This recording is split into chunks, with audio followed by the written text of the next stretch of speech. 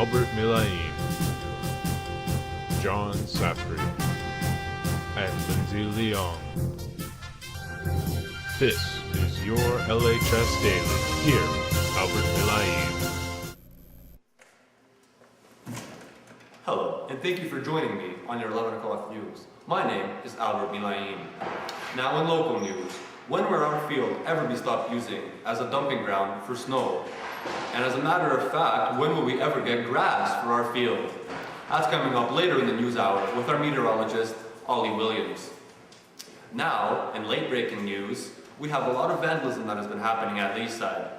Now to our junior correspondent, Lindsay Leong, who will be interviewing Mr. Hill, the Vice Principal. We're here with Mr. Hill, and I'm going to be asking him a few questions about vandalism in the school. So Great. what is your outlook on vandalism in the school? In this particular school or schools in general? Well, maybe this one in particular, but generally. No, Leaside's an awesome school and the kids are just quite amazing. So vandalism isn't a huge issue.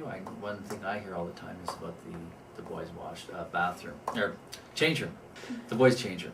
That's where we get some iPods being stolen and people leaving money in their pockets. The teachers tell them not to leave their valuables in the change room, and they, for whatever reason, do.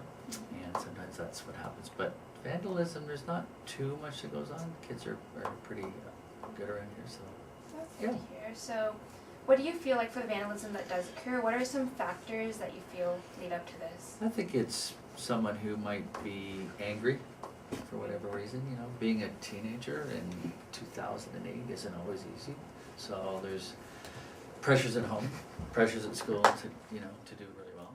What are the negative side effects that students might not realize that cost to the school? Or Well, if somebody sets off the fire alarm, that's a $500 per truck call, which is a lot of money, and that takes away from, providing basketballs for, sports stuff, trips, any kind of subsidies extra money that we have. It's put into that, and that's not fair to everybody. So.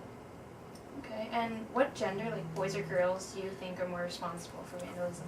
I think it's like racism. It's colorblind and it's gender blind. I don't think there's any difference, to be honest. Again, it goes back to a lot of external factors and to why students, get involved in negative behaviors.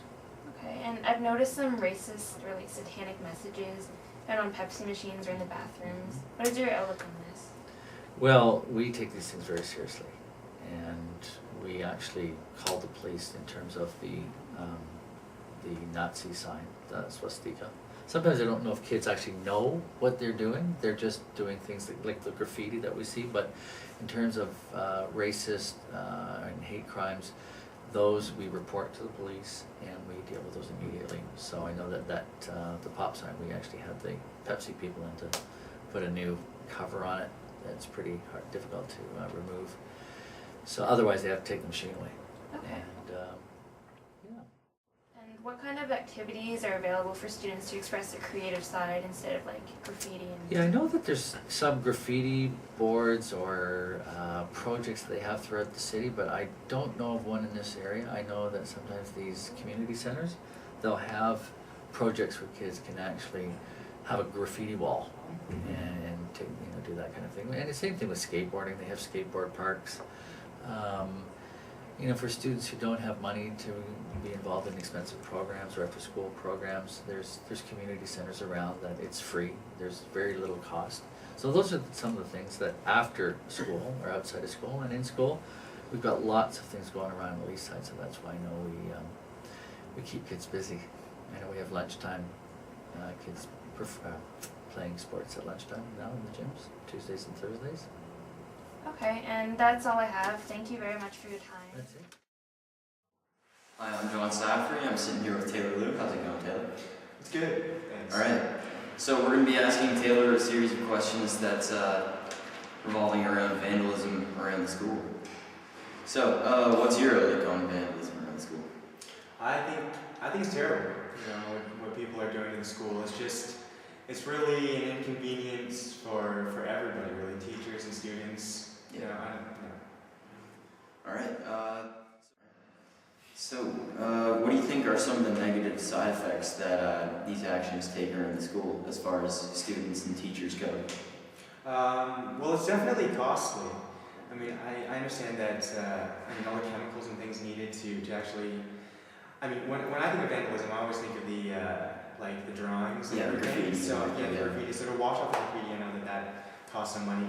And also when the teachers have to close off the bathrooms and stuff like that, Yeah. like vandalism in there, it's just really inconvenient, especially Yeah. when, like the ones on the first floor, the first floor are all closed off, and then you have a class on like the second floor, the third floor, then you have to go like down to the bottom Yeah. ones. And the time in between the bells isn't really that long too, so. Yeah, and another thing to add on to that, I think some people are saying that it gives sort of like a negative outlook towards the school. So if people are driving by or walking by and they see all the graffiti, Yeah.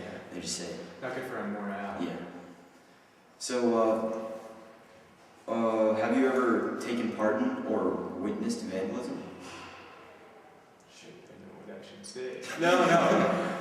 Never taken part in vandalism, but I've seen it. Not here at school, but downtown. Yeah. People just everywhere. And it's bad.